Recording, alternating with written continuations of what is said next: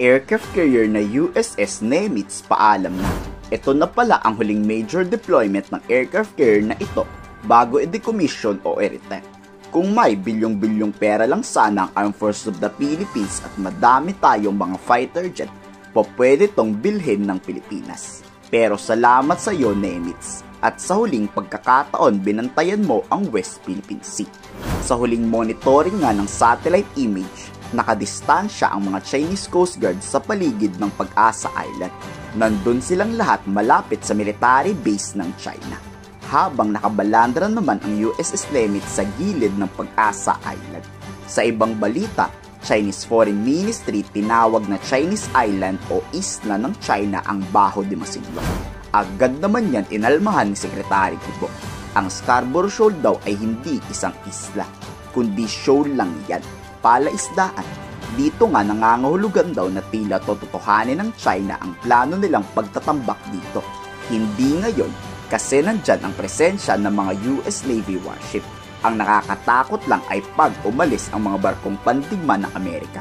Tulad niyan, USS Nimitz. Paniguradong dyan kikilos ang mga incheck na yan. Shoal yun, hindi island yun. So, ano ibig sabihin? Gagawa sila ng isla? Kaya talagang hindi mapapagkatiwalaan niya mga yan. Talagang kailangan mas puspusan ang ating deterrence kasama ng ating mga kaalyado at puspusan din ang mga legal initiatives natin laban sa kanila. Sabi pa ni Secretary Gibo Teodoro, hindi pa pwedeng aasa lang tayo sa Amerika.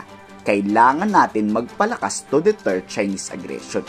Magpalakas para labanan ang mga Chinese. Kaya ngayon, hindi lang sa Amerika nakikipagkaalyado ang Pilipinas. Nandyan ang Japan, Australia, Germany at marami pang mga iba. We are converged and we agree on the need to resist and deter. The keyword is deter.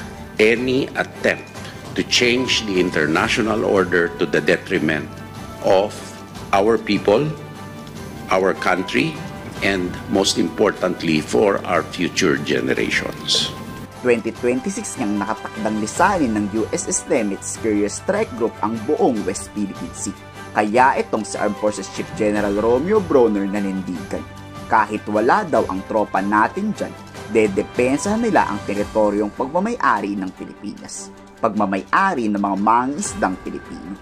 Makakaasa raw tayo na hindi hahayaan ng AFP masakop yan ng mga Chekwa.